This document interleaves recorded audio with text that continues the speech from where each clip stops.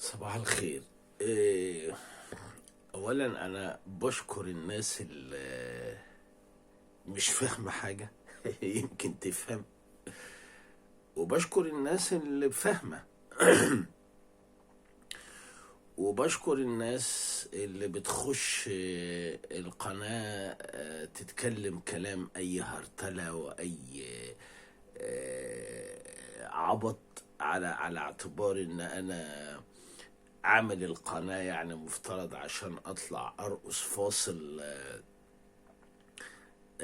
وأعري فخدي وأعري صدري علشان خاطر يجيني مشاهدات.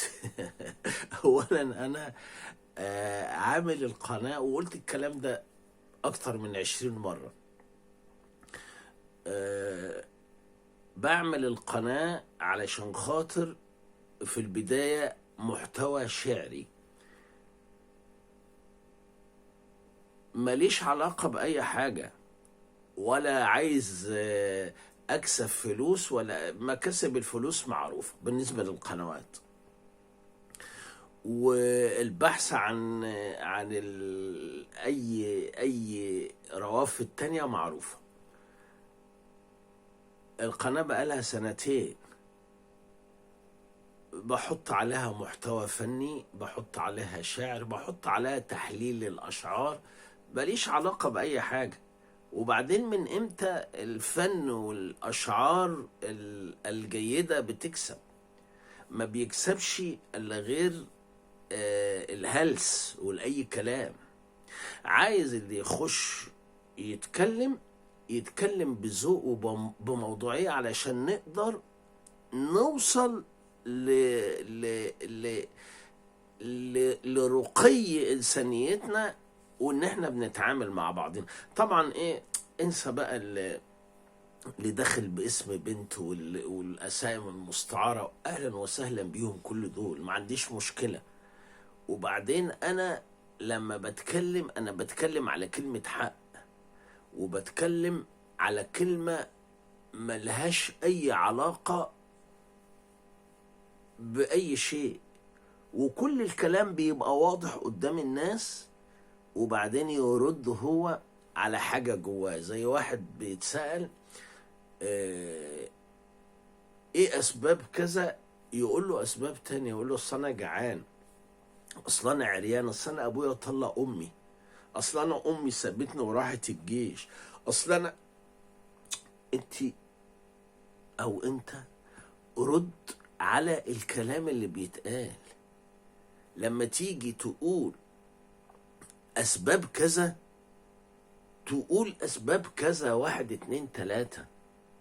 انا ماليش دعوة بخالتك وعمتك وابوك اللي طلق امك واتجوز ستك الكلام ده كله كلام هاتش وهري، وكلام ما يقولهوش ستات. اللي بيخش جميلة وفريدة وحسناء اتكلم الكلام المحترم المعقول، الرد على الكلام.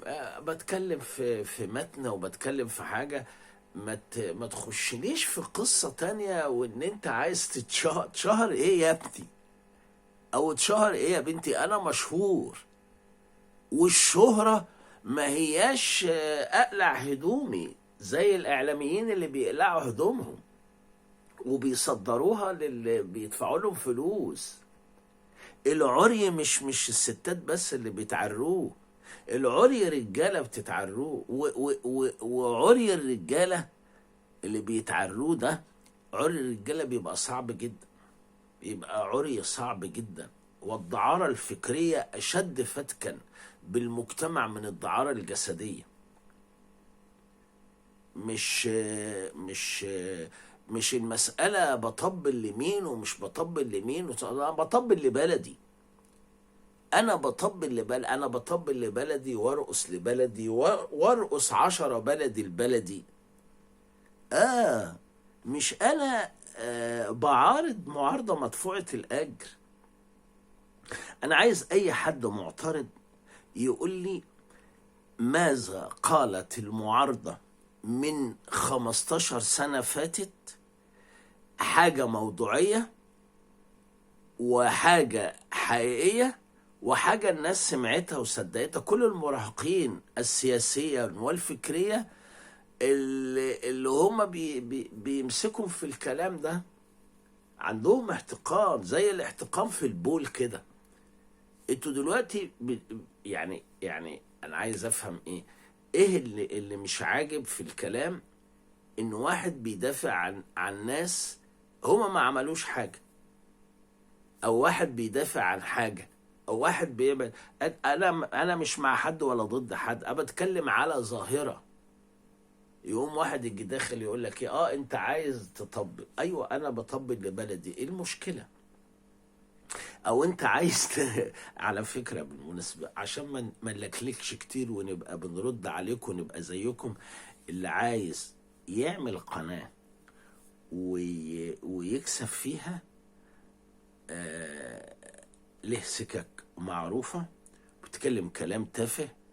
أنا بتكلم عن عبقرية أحمد رامي، وعبقرية صوت أم كلثوم، وعبقرية حسين السيد، وعبقرية مأمون الشناوي، وعبقرية فتحي قورة، وعبقرية كل الشعراء اللي سبقونا. وبتكلم على الفن، الخير والجمال والحب والإنسانية. ماليش دعوة بأي حاجة، أنا في ظاهرة شفتها بتكلم عنها وخلاص. ما تحاولش تشقلطوا من المواضيع. لا حول ولا قوة إلا بالله. ماشي، صباح الفل. برضو مستنيكوا في الفسحاية برضو، ومع بعضينا برضو. صباح الفل.